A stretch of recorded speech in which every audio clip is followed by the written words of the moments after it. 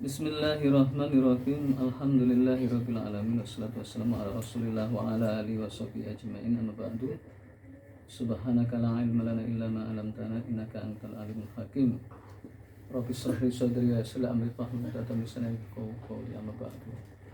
Saudaraku sekalian yang insyaallah dimuliakan oleh Allah, pentingnya kita mempelajari Asmaul Husna itu adalah agar hidup kita ini lebih husnah atau lebih baik.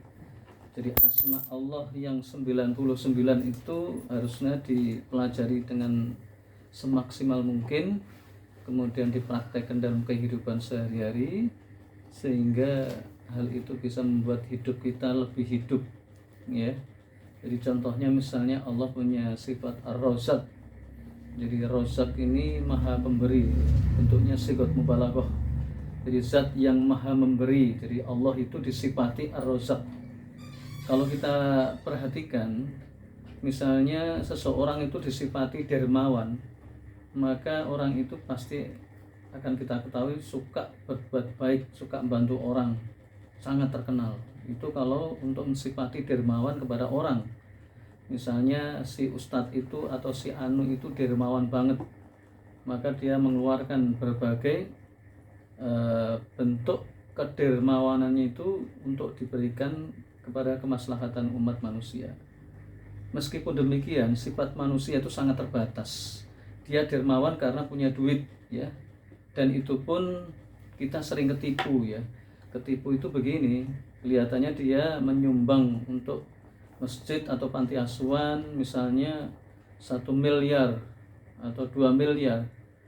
Tetapi ketika kita andai kata kita mau kalkulasi, kekayaan dia itu mungkin sekitar 1 triliun. Nah itu berarti tidak dermawan. Jadi 1 triliun itu kan 1000 miliar. Berarti kalau dikasih 1 miliar sampai 10 miliar itu masih kecil. Nah itu manusia. Tapi kalau kita lihat sifat Allah yang namanya Ar-Razzaq. Jadi Ar-Razzaq ini Allah maha pemberi rezeki. Maka coba perhatikan, kita akan ungkap sedikit demi sedikit bagaimana luasnya rezeki Allah. Dan Allah itu Masya Allah memberikan rezeki kepada seluruh hambanya, ya. Di dalam surat Ar-Rahman Allah sampaikan, a'udzubillahi minasyaitonirrajim, bismillahirrahmanirrahim, yas'alukallahu man fis samawati wa ma fil ardi, atau yas'aluhu man fis samawati wa ma fil ardi. Yas'aluhu meminta, ya, seluruh apa yang ada di langit dan di bumi kepada Allah itu minta rezeki. Jadi kalau kita lihat mulai dari manusia yang jumlahnya miliaran, jadi manusia seluruh di muka bumi ini mintanya pada Allah, baik dia itu sadar maupun tidak, maka Allah kasih yang namanya rezeki. Dan yang lebih hebat daripada itu adalah bukan saja jumlahnya, tetapi pertimbangan seseorang dikasih sekian-sekian itu Allah maha tahu, ya. Jadi di situ sifat Allah Ar-Razzaq itu Masya Allah. Seluruh manusia itu yang jumlahnya 3 miliar lebih ini oleh Allah perhatikan semuanya, karena semuanya itu makhluknya. Itu baru manusia, ya. Jadi ketika kita ada masalah, kita sulit, ya, sebenarnya Allah itu juga mendengar, ya, keluhan kita, lebih-lebih kalau kita dekat dengannya dan kita mohon pada Allah. Maka yang lebih hebat daripada itu, dan ini menunjukkan sifat Ar-Razzaq tadi, adalah Allah ngasih rezeki kepada seluruh makhluknya, bukan saja manusia, akan tetapi jin, ya. Jin yang jumlahnya mungkin lebih daripada 3 miliar, ya. Kalau manusia aja 3 miliar, jin mungkin lebih, bisa 7 miliar, bisa 100 miliar. Coba bayangkan, jin itu konon katanya jin ini tidak mati, ya, alias beranak pinak, ya. Dan dia hidup dengan manusia tapi beda alam. Coba bayangkan, Allah mengatur seluruh, ya, jin yang ada yang jumlahnya banyak sekali, termasuk manfis samawati wa ma fil ard. Jadi siapa-siapa yang ada di langit. Jadi yang di langit ini kan malaikat. Ya, malaikat itu kalau nggak makan ya nggak bisa jalan lah, ya. Jadi malaikat itu oleh Allah ditakdirkan makanannya itu zikir. Jadi kayak kita ini makanannya nasi, minum atau minuman atau buah-buahan ataupun berbagai bentuk tanaman yang bisa dimakan. Tapi kalau malaikat itu makanannya adalah zikir, ya. Jadi ini bentuk ar-razak ya.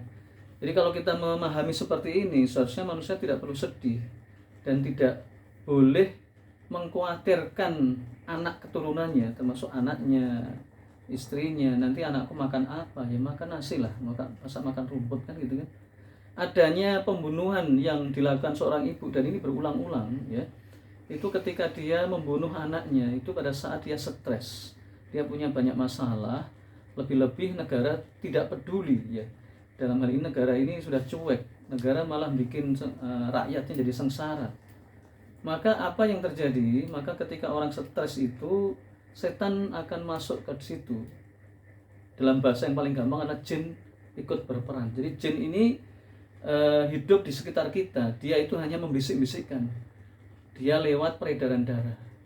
Ya, jadi ini hati-hati ketika kita lagi galau, lagi baper, lagi liar, lagi pusing dan seterusnya, maka hati-hati, di situ jin itu akan ikut berperan, bahkan mengipas-ngipasi. Sehingga ketika ibu ini stres, ini 3 tahun yang lalu terjadi, kemudian tahun kemarin terjadi. Maka pada saat ditahan atau diperiksa, ibu ini mengatakan saya dibisik-bisiki. Nah, yang membisiki ini kalau dalam bahasa modernnya itu negatif self-talk. Negatif itu sifatnya negatif, merusak. Self itu diri kita sendiri, talk itu pembicaraan. Jadi dalam satu hari ini diri kita ini ada sekitar 50.000 kali. Nah 50.000 kali ini kalau orangnya itu tidak pernah sholat, tidak pernah wudhu, tidak pernah zikir, tidak pernah berbuat kebajikan, ya otomatis akan dikontrol oleh jin atau setan. Setan ini berbentuk jin dan juga berbentuk manusia. Karena setan itu sifat. Coba bisa dibayangkan orang-orang tadi itu orang gampang bunuh orang lain. Itu yang guidance-nya, hatinya itu adalah setan tadi. Kenapa? Karena dia sudah tidak zikir, tidak sholat. Ya. Itu artinya apa? Artinya kalau kita kembali kepada faktor rezeki tadi, ar-razak tadi, sebenarnya rezeki itu luas ya, bukan duit saja, bukan makan saja, tapi ilmu. Termasuk hidayah itu juga rezeki. Ada kalanya orang itu misalnya ya, dia di jalan raya yang secara logika dia itu kecelakaan meninggal dunia, tapi dia tidak meninggal dunia atau selamat, yaitu karena dia dapat rezeki perlindungan dari Allah. Pertama, dari sifat rezeki dia dapat rezeki berbentuk keselamatan. Yang kedua, karena dia berdoa maka Allah punya sifat al-hafiz ya, dijaga oleh Allah. Jadi sifat Allah itu banyak sekali yang terkenal dengan Asmaul Husna. Itu kalau diuraikan tuh Masya Allah, kita semakin nanti satu sama lain itu terkait ya. Jadi rezeki Allah kepada hambanya yang berbentuk manusia, hambanya yang berbentuk malaikat, hambanya yang berbentuk jin, semua dikasih karena memang dia ar-razak ya. Kemudian apakah itu aja? Tidak. Rezeki dalam bentuk ikan di laut, kemudian semut di daratan yang jumlahnya banyak ya. Jadi makhluk Allah yang paling banyak itu sebenarnya ikan ya. Ikan itu terbanyak. Makanya dalam hadis bab thalabul ilmi itu kenapa disebut ikan ya? Karena ikan itu makhluk Allah yang paling banyak. Disebutkan dalam hadis bahwa orang yang mencari ilmu agama itu akan dimintakan ampun oleh malaikat. Malaikat itu makhluk Allah yang paling banyak di langit, sedangkan di bumi itu makhluk Allah yang paling banyak adalah ikan. Ikan itu sekali bertelur itu bisa ratusan ya.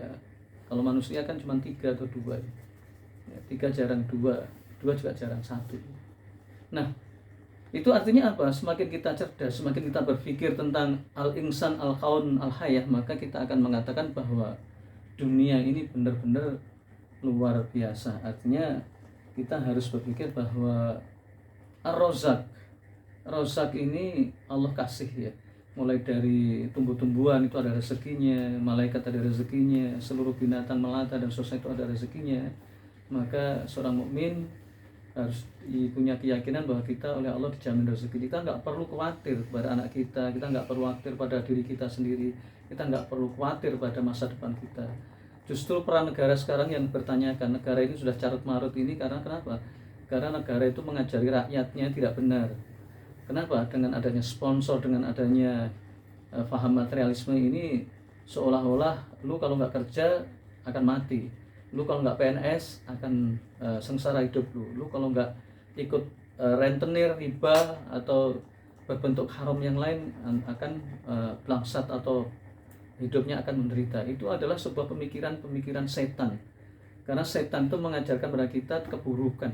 Misalnya kayak ibu tadi yang stres tadi karena melihat ekonominya begitu carut marut, maka setan masuk di dalamnya dan bilang, nanti anakmu gimana, kamu aja seperti ini, anakmu nanti gimana. Enggak. Makanya ibu tadi stres, dan sebelumnya stres ketika bisikan-bisikan itu masuk, maka dia membunuh anaknya karena menduga dia aja begitu, gimana masa depannya anaknya. Padahal kalau kita buka lembaran-lembaran dari dulu zamannya Nabi Adam sampai hari kiamat, belum tentu ibunya yang sengsara, anaknya yang sengsara, belum tentu. Karena kenapa? Rezeki itu dipergilirkan. Mungkin orang tuanya sengsara, nanti anaknya jadi miliarder, orangnya kaya. Itu banyak kisah-kisah seperti itu. Agar supaya apa? Agar supaya semua itu diuji. Alladzi khalaqal mauta wal insan wal hayata liyabluwakum ayyukum ahsanu amala. Allah yang menciptakan kehidupan dan kematian itu agar dia menguji hamba-hambanya mana yang paling baik amalannya. Amalan di situ termasuk segala sesuatu yang berbentuk ibadah umum maupun khusus, ataupun keyakinan. Ya, keyakinan itu kalau dia diuji oleh Allah dengan ujian-ujian yang sifatnya itu kesulitan, maka dia menyerahkan diri pada Allah. Dan itulah yang yang harus kita perhatikan, bahwa kita harus berpikir bahwa rezeki itu memang semata-mata dari Allah. Ar-rizqu biyadillah. Dan kalau kita punya keyakinan ini, maka insya Allah kita akan bisa memahami dengan benar. Aku qouli hadza wa astaghfirullahaladzim innahu